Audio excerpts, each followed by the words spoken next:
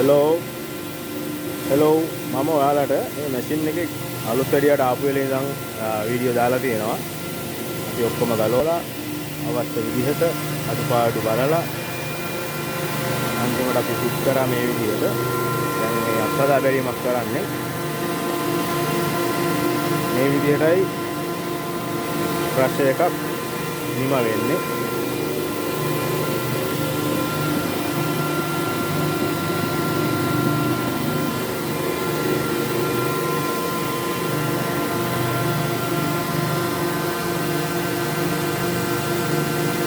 හැම වෙලාවකම වීඩියෝ දැම්මා කොටස් වශයෙන් 100% කම්ප්ලීට් දාන්න බැරි වුණාට ඔයාලට වීඩියෝ දාලා තියෙනවා පුළුවන් හැම වෙලාවෙම.